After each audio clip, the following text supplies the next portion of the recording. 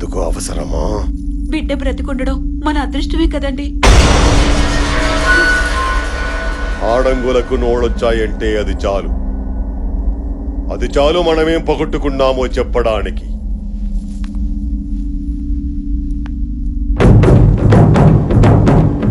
వాడు తాంబూలం తీసుకోలేదు, బరిలోకి దిగలేదు, కత్తి పట్టలేదు, ప్రాణాలు తీయలేదు. గెలిచాడు. జనం జై కొట్టారు, వేద పండితులు చత్రం పట్టారు. వాడక్కడున్నాడు, మనం ఇక్కడున్నాం.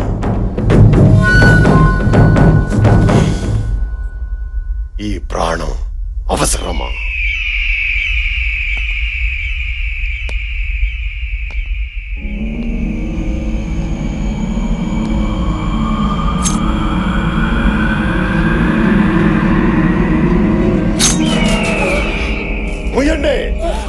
రాజవంశంలో పుట్టారా, పుట్టారా?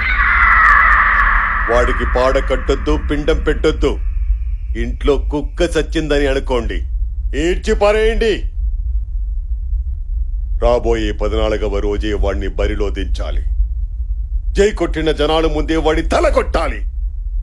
మోహించండి రణగారా.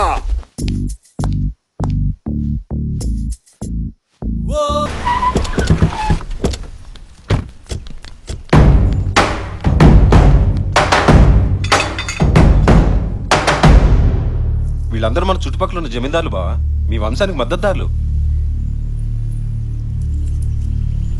చెప్పండి. 25 ఏళ్ల నుండి పరువు చచ్చి బతుకుతున్నాం బాబు. ఇన్నేళ్ల తర్వాత తాంబూలం రోజే శత్రువుని పరిగెత్తించావు. రేపు బరిలో మీ వెనకాల మేమందరం ఉంటాం బాబు. ప్రాణం పోయినా పర్వాలేదు. అయితే ఓ పని చేయండి, మీ పంట పొలాలు మొత్తం తగలబెట్టండి. మీ ఇళ్ళన్నీ కూల్చేయండి. పంట తగలట్టేస్తే తిండిలా బాబు? ఇళ్ళన్నీ కూల్చేస్తే ఎక్కడుండాలి బాబు? చచ్చేవాడికి తిండెందుకు, ఇళ్ళెందుకు? 6 నెలలు కష్టపడితే వచ్చే పంట మీద మీకింత మమకారం ఉంది. 10 ఇటుకలు పేర్చుకుంటూ కట్టుకున్న ఇంటి మీద మీకింత ప్రేమ ఉంది. కానీ ఆ దేవుడిచ్చిన 100 ఏళ్ల జీవితం అంటే మాత్రం లెక్కలేదు. ప్రాణం కంటే రోషం ముఖ్యమా? మనిషిని మనిషి చంపుకుంటూ పోతే మనమన్న మాటే లేదు, జనమన్న పదము లేదు. నేల మీద మిగిలేది శూన్యం.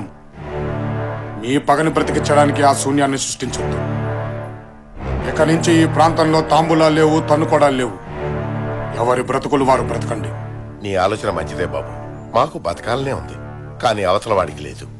మీ నాన్నగారు ఓడిపోయాక మీ కొండగా ఎవరూ ఉండకూడదని మగబిడ్డలందరినీ చంపేస్తుంటే 2000 మందిని ఊరు దాటించాం. కానీ వాడు వెతికి వెతికి చంపించాడు.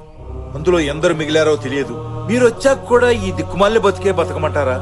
అక్కర్లేదు. నా అనేవాళ్లు లేని బ్రతుకెలా ఉంటుందో నాకు తెలుసు. ఇక నుంచి ఏ కంట్లోనూ కన్నీటి బొట్టు రాలదు, ఏ ఇంట్లోనూ కడుపు కోత వినిపించదు. మిమ్మల్ని అందరినీ కలిపే బాధ్యత నాది. నన్ను నమ్మండి.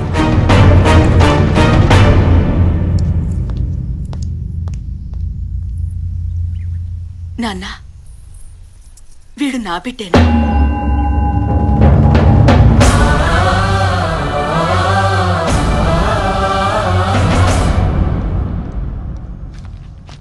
ఇందులో కొత్త ఉంది. 70 ఏళ్లుగా జరుగుతున్నదే. పైగా అదో పండగలాగా చేసుకుంటారట కదా. పోలీసులు రాకూడదు, కేసులు పెట్టకూడదు అంటూ మీరే రూల్స్ పెట్టుకుని ఫాలో అవుతున్నారు కదా. రూల్స్ ఫాలో అవడానికి అదేమీ మేధావులు రాసిన రాజ్యాంగం కాదు, వేదాల్లోంచి పుట్టిన సాంప్రదాయం కాదు సార్. ఒక కలెక్టర్గా అక్కడ గొడవలను ఆపాల్సిన బాధ్యత మీదే. అఫ్ కోర్స్, దానికి అక్కడ ఉన్న వాళ్ళంతా ఒప్పుకొని ముందుకు రావాలి కదా. ఎందుకు రారు సార్? కిలో కందిపప్పు 100 రూపాయలకు అమ్మి పురుగులు పట్టిన బియ్యాన్ని 2 రూపాయలకి ఇస్తూ ఉంటే జనం ముందుకొచ్చి ఓట్లేయడం లేదా సార్?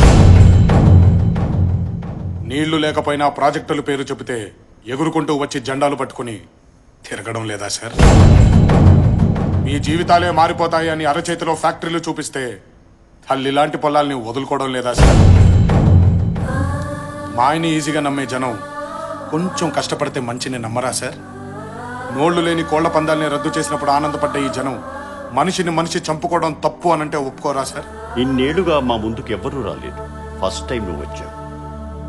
నిజంగా నువ్వు బాధతో వచ్చావా, భయంతోటా? భయంతోనే సార్. ఏ బిడ్డ చనిపోతే ఏ తల్లి కళ్ళల్లో నీళ్లు చూడాలోనన్న భయం సార్. ఏ తండ్రి చనిపోతే ఏ బిడ్డ అనాథగా రోడ్డు మీద పడతాడోనన్న భయం సార్. కానీ ఎంత భయపడే గుండెల్లో మీరు భయపడే నిజం కూడా ఉంది సార్. మీ కాగితంతో పని కాదు, కత్తే పట్టాలనుకుంటే 5 నిమిషాలు సార్. Just 5 minutes. కంప్లైంట్ ఇవ్వడానికి ఆ కాంపౌండ్ లో ఒక్కడు కూడా మిగలడు. ఇది జరగకూడదనే మీ దాకా వచ్చాను సార్. దయచేసి నా దాకా రానివ్వకండి. ఒక సిటిజన్గా నీ కమిట్మెంట్ నాకు నచ్చింది. ఒక ఆఫీసర్గా నా డ్యూటీని పూర్తి చేస్తాను. All the best.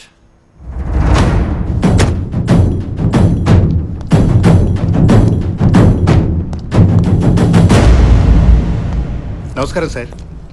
ఇలా వచ్చారేం సార్? కలెక్టర్ గారితో పని ఉండి వచ్చాను. అంతా బాగున్నారు సార్? అందరు బాగున్నారు.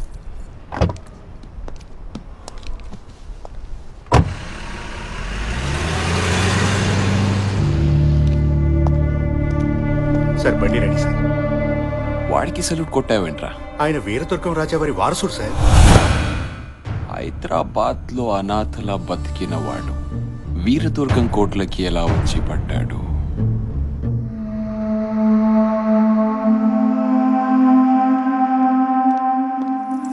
అమ్మా, ఆకలిస్తుంది, అన్నం పెట్టవా?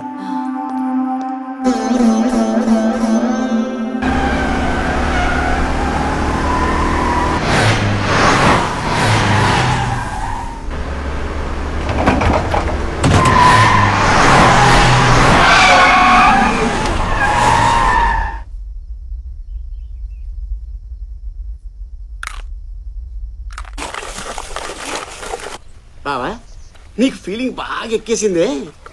అకౌంట్ మర్చిపోయి అందరికి తెగ పెట్టేస్తానే. బాబు, ఇప్పుడే పితికిన ఆవు పాలు సూపర్ గా ఉంటాయి. కత్తి తిప్పాలి కదా, పోసేయండి పొట్టలో. పోసేయమనరా? ఏళ్ల తరబడి ఇంట్లో దొబ్బి తింటున్నావు, నువ్వు తిప్పొచ్చుగా కత్తి. కత్తి తిప్పడం మాకేమైనా కొత్త అండి? నేను కత్తి తిప్పడం మొదలు పెడితే చుట్టుపక్కల ఊళ్ళోళ్ళకి ఏంటే అచ్చా, ఒకసారి ఇలాగే మంచి మూడ్ లో కత్తి తిప్పుతుంటే పిడి ఊడిపోయింది. పనికిరాని ఎందుకని లోపల పెట్టేశా. ఆ పిడేదో ఎంచుకొని మళ్ళీ తిప్పడం మొదలు పెట్టచ్చు కదండి. నీ అకౌంట్ లో ₹1,00,000 పడే బాబు, లక్షణంగా తిప్పుకుంటాను. భూషణం గారు, మీరు ఇలా పద్దాక నా అకౌంట్ లో చిల్లేశారనుకోండి, నాలో ఉన్న ఇజాలన్నీ బయటకు వచ్చేస్తాయి. ఏంటా ఇజాలు? చెప్తాగా. ఇప్పుడు మీ దగ్గర డబ్బు ఎంత ఉందండి? నా దగ్గర 5,000 ఉంది. 5,000. నా దగ్గర 25,000 అన్నమాట. మీ 5 నా 25 కలిపితే 30. 15 మీకు, 15 నాకు. రాజు లేదు, పేద లేదు, ఎవ్రీవన్ ఇస్ ఈక్వల్. సమానత్వం అన్నమాట. 5కి 10 లాభం. ఇదేదో చాలా బాగుంది. ఏమంటారు బాబు దీన్ని? సోషలిజం అంటారండి. ఓహో, సోషలిజం చాలా బాగుందయ్యా. నెక్స్ట్ ఇజం ఏంటి? ఇదే విషమయ్యా. రౌడీజం. మర్యాదగా జేబులోంచి డబ్బులు తీబే. నేను తీను, నాకు సోషలిజమే బాగుంది. ఒరే కత్తేదరా, దీన్ని గోండాయిజం అని కూడా అంటారు. మర్యాదగా అడిగినప్పుడు డబ్బులు ఇవ్వకపోతే పొడిచి లాక్కోవచ్చు అన్నమాట. పొడుస్తావా? నేను భయపడతాను అనుకున్నావా? నీ సోషలిజం వదిలే, నువ్వే ఉంచుకో. ఒరే పొట్టాడా, కొట్టండి. అబ్బా లేదురా, పెద్ద అమితాబ్ బచ్చన్ పొట్టండి సార్. చెప్పేది ఇంకోసారి నా దగ్గరికి కత్తి గిత్తి పిడి గిడి అని పద్దాక డబ్బులు అడిగావనుకో, టెర్రరిజం చూపిస్తా. టెర్రరిజం అంటే ఏంటి బాబు? ఒంగోబెట్టి వెనకాల బాంబు తోపుతా, తర్వాత ఏం జరుగుద్దో అడు చెబుతాడు. చెప్పరా? ఆ